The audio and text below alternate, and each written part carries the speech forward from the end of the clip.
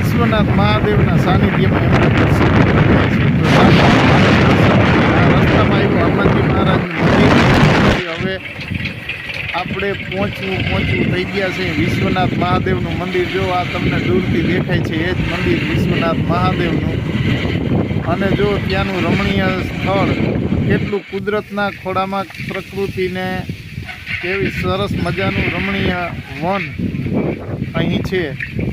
તો દર્શન પણ આપણે કરીશું. મેળા જેવો સરસ મજાનો માહોલ જુઓ. આટડાવાળા પણ પોતાના આટડા ઊભા કરી રહ્યા છે. આ વિશ્વનાથ મહાદેવ મંદિરનો ગેટ આવી ગયો છે અને તમારી સામે જ જે દેખાઈ રહ્યું છે એ વિશ્વનાથ મહાદેવનું મંદિર.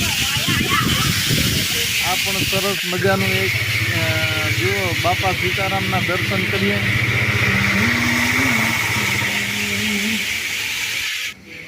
ભોજન સામગ્રીની તૈયારી ચાલે છે. આવતીકાલે અહીં મેળો હોવાના કારણે ખૂબ જોરશોરમાં અહીંયા તૈયારી ચાલુ છે. અને કેવું સરસ મજાનું ગ્રાઉન્ડ. નારના દર્શન.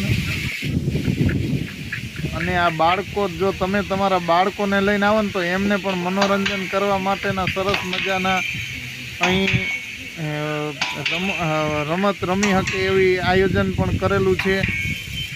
ને કાયમી માટે દર્શન કરવા માટે આવો તો લપસણી અને ઘણી બધી રાઈડો અહીં ગોઠવેલી છે. તો જરૂરથી એક વખત વિશ્વનાથ મહાદેવના દર્શન કરજો. હવે આપણે કરીએ વિશ્વનાથ મહાદેવના દર્શન. પણ આ મંદિર અને આ જગ્યા તમને કેવી લાગે તે જરૂરથી જણાવજો. આ અમારા રમેશભાઈ બળિયાવદરા દર્શન કરે છે દાદાના.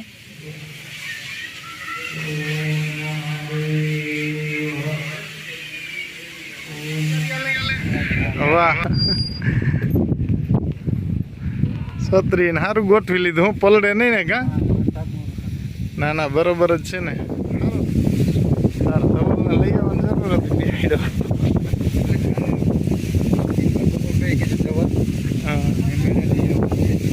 મયુરી બાબા કાંઈ વાંધો લેતા અમીર બાબા.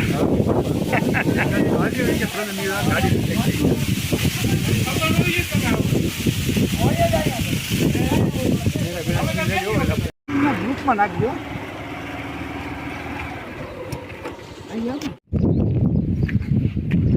રાયલો રાયલો રાયલા.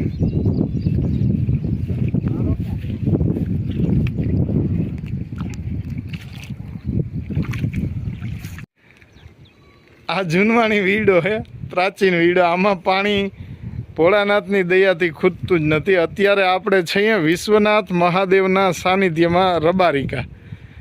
પણ આ અત્યારે ઉપરનું જે છે એ થોડું જૂનવાણી હોવાના કારણે નવું બાંધકામ કર્યું છે અને ખૂબ પ્રાચીન છે. આ કંઈક ખોડિયારમાંનું નાનું એવું સ્થાન બનાવેલું છે. જય ખોડિયારમાં.